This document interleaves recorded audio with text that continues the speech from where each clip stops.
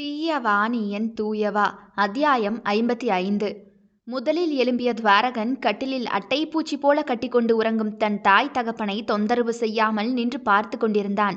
தகப்பனின் அணைப்பில் அடங்கியிருக்கும் தாய், அவளை பாதுகாப்பாய் தன் மார்புக்குள் பொத்தி வைத்திருந்த தகப்பன். தனித்து கிடந்த தன் தாய்க்கு ஒரு கூடு கிடைத்த நிம்மதி. அந்த ஒரு அணைப்பிலேயே இருவருக்குமே இடையில் இருக்கக்கூடிய நேசம் அவனுக்கு தெரிந்துவிட்டது. எனக்கும் அப்பா இருக்கிறது, அதுவும் பாசமான தோழன் போல என்னை அரவணைக்கும் அப்பா. தாயும் தகப்பனும் இணைந்த மகிழ்ச்சி. வளர ஆரம்பித்த தகப்பன் மிருக குணத்தை வெட்டி விட்டது. இல்லை, அவனும் தகப்பன் போலவே வளர்ந்து நின்றிருப்பான், சந்தேகமே இல்லை அதில். துவா அவர்கள் காதலை தொல்லை செய்யாமல் சத்தமில்லாமல் கதவை திறந்து வெளியே போய்விட்டான். ஏதோ மூச்சடைத்த உணர்வு துளசிக்கு. என்று உடலை அசைக்க முடியாது மலைப்பாம்பு சுற்றி வளைத்தது போல இருந்தது அவளுக்கு. அவள் கண்களை திறக்க தீயவன் நெஞ்சு முடிதான் அவள் மூக்கை வந்து சுரண்டி கொண்டிருந்தது. துளசி தலையை உயர்த்தி பார்க்க புருவத்தை ஏற்றி இறக்கி அவளைத்தான் பார்த்தான் தீயவன். இவரா என்று அவனிடமிருந்து விலகுவதற்கு அவள் துரிதப்பட தன் காலை அவள் மேல் போட்டு அமுக்கி கொண்டவன், எதுக்கு இவ்வளவு அவசரம்? மணி 12 தான் ஆகுது, சும்மா தூங்கு, எவன் உன்னை கேட்க போறான்? எனது மணி 12? வர வர சோம்பேறி ஆகிட்டனா. போறேன், விடுங்க, காலிடுங்க. போய் கீழே என்ன வேலை நடந்துட்டுருக்குன்னு பார்த்துட்டு வரேன். அதெல்லாம் நீ இருந்தாலும் இல்லைனாலும் வேலை தானாதான் நடக்கும். முதல்வர் நீங்க என்ன பண்றீங்க? காயந்தான் ஆறிடுச்சுல, வேலைக்கு போங்க. அவன் மார்பு கதகதப்பு என்னவோ புது பெண் போல அவளுக்கு கூச்சத்தை கொடுத்தது. உள்காயம் ஆறலையே? உள்காயமா? அதெங்க? நெளிந்த துளசி இடையில் காலை போட்டான் அவன். ஐயா, காலெடுங்க என்று அவள் தள்ளிவிட இன்னும் நெருக்கமாக காலை போட்டு அணைத்தவனோ, எவ்வளவு நேரம்தான் இந்த வேதனையை தாங்கிக்கிட்டு இருக்கிறது? இந்த காயத்துக்கு மருந்தே கிடையாது போல இருக்கே. இந்த காயத்தை நான் எவங்கிட்ட கொண்டு போய் காட்ட? அதாரணா தான் அடுத்த வேலை பார்க்க முடியும். அதுக்கு நான் என்ன பண்ண முடியும்? ஏன் தெரியாதா? தெரியாது, மறந்து போச்சு, நகருங்க. அப்போ ஞாபகப்படுத்த வேண்டியது என் பொறுப்பு. இன்னுமாக அவளை இறுக்கி அணைத்து கொண்டான் அவன். அதிலேயே அவன் ஆசையின் அளவு தெரிந்தது.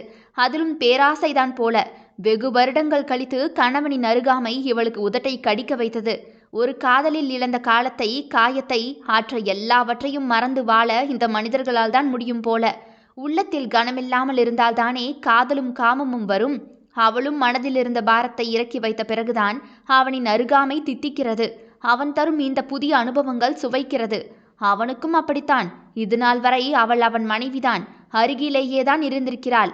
ஆசையோ போதையோ வர அவன் மனதில் அவளுக்கு இடம் இருந்ததே இல்லை. ஆனால் அவள் அவன் மனதிற்குள் என்று நுழைந்தாலோ அன்றிலிருந்து ஆசையும் மோகமும் தானாக வந்தது. எல்லாவற்றிலும் பேராசை கொண்டவன் மனைவியில் மட்டும் திருப்தி அடைவது ஆச்சரியம்தான். இது வேண்டும் அது வேண்டும் என்று எல்லாவற்றிலும் சிறந்ததை தேர்ந்தெடுக்க ஓடியவன் மனைவியை மட்டும் இருப்பது போலவே ரசிக்க நேசிக்க கற்றுக்கொண்டான். அது அழகுதான். அதில் அவன் தனித்துவமானவன்தான்.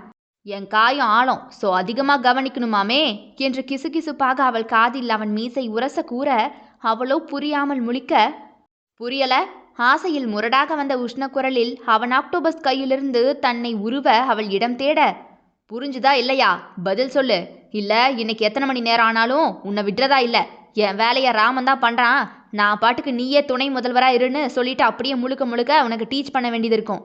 நீ ஒழுங்கா என் இழுப்புக்கு வந்தா 1 மாசமோ 2 மாசமோ எனக்கு அலுப்பு தீர அடுத்த பேபி வர வர திருப்தியா புருஷன் வேலை செஞ்சுட்டு நான் பாட்டுக்கு போவேன். பொண்டாட்டி வேலை செய்ய முடிஞ்சா நான் எங்கேயும் போகாம உனக்கு கற்றுத்தர வேண்டியது இருக்கும். ஒரு பையனும் பிறந்து அவனும் வளர்ந்தாச்சு, இனி என்ன விளையாட்டு? விடுங்க. விடாத என்ற மறைப்பொருள் இருந்தது. அவன் அணைப்புக்குள் அவளும் ஐக்கியமாகி பதிலுக்கு கிசுகிசுப்பாக பேச்சுக்கள் வந்தது. அது குருட்டு போன விட்டத்தில் பாஞ்ச மாதிரி பாஞ்சு, அதனால எப்படியோ புள்ள வந்துருச்சு. ஆனா இதுல ஏகப்பட்டது இருக்காமே. நான் ஒன்றும் தெரியாத பிள்ளையா இருந்திருக்கேன் பாரேன். தீயவன் உதட்டை பிதுக்க, யாரு? நீங்க தானே? நம்பிட்டேன். உண்மைதாண்டி என்று அவள் காதில் தீயவன் கிசுகிசுப்பாக கூற, சீ என்று அவன் தோளில் முகத்தை புதைக்க, வாழ்க்கையோ தாம்பத்தியமோ அது ஒருவன் வாழ்ந்து ஒருவன் வீழ்வதில் அழகு இல்லை. இருவரும் சேர்ந்து வாழ்ந்து அந்த இன்பத்தை அனுபவிப்பதுதான். அதை மிருகம் கொன்று மனிதன் வந்த பிறகுதான் அவனுக்கே புரிந்து போனது. என்னடி அதுக்கே சீங்கிற? இன்னும் நிறைய இருக்காமே. எனக்கு அதெல்லாம் பார்த்து ஷாக்காகி போச்சு. ஐயா, முதல்ல இந்த பேச்சை விடுங்க. காலையிலேயே கருமம் பிடிச்ச பேச்செல்லாம் பேசிக்கிட்டு என்று துளசி எழும்பி ஓடப்போக அவளை இழுத்து படுக்கையில் சரித்து அவள் மீது பட்டும் படாது அப்படியே படர, விடுங்க என்று நலிந்து வந்த குரலில் அவளும் மோகத்தில் தள்ளாடுகிறாள் என்று தெரிந்து கொண்டவன், வேண்டாம், உங்க பார்வை பேச்சு எல்லாமே தினுசா இருக்கு.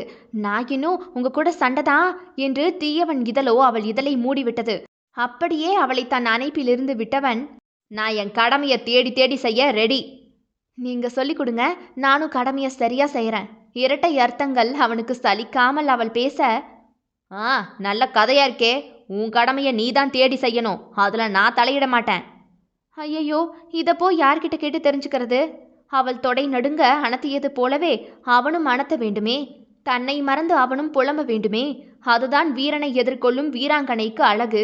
அவனை எதிர்கொண்டு போராடி பழக்கப்பட்ட மனைவிக்கு அதுதானே வீரம். அவளை எங்கு சுரண்டிவிட்டால் அவனுக்கு விருந்து கிடைக்கும் என்று தெரியுமே. எனக்கு தெரியாது, எங்க கத்துப்பியோ, எப்படி தெரிஞ்சுப்பியோ. பதிலுக்கு பதில் உனக்கும் கடமை இருக்கு, அவ்வளவுதான் என்று கண்ணை சிமிட்டிவிட்டு தீயவன் எழும்பி குளியலறை போக படுக்கை மீது கிடந்த துளசிக்கும் பேராசை வர வைத்துவிட்டு போய்விட்டான். ஏதாவது செஞ்சே தீரணுமே. என்னால முடியாதா? முடியும். நான் என்ன மறந்து கிடந்த மாதிரி அவரும் துளசின்னு துள்ளணும். சீக்கிரமா ஆயத்தாகிறேன் என்று காதல் வைராகியம் கொண்டாள். தூய காதலுக்கு சொந்தக்காரி. காதலோ காமமோ நேசமோ விரும்பி கொடுப்பதும் விரும்பி எடுப்பதும் ராஜபோதைதான். அந்த பெரும் போதையை அனுபவித்தவர்கள் எப்போதுமே அல்ப சுகம் தேடி போவதே இல்லை. தொடரும். இதனுடைய அடுத்த அத்தியாயம் நாளை இரவு 7 மணிக்கு வந்துடும். கேட்க தவறாதீர்கள் மக்களே. தீயவா நீ என் தூயவா. விடை பெறுகிறேன். நான் உங்கள் ஆர்ஜே தியா.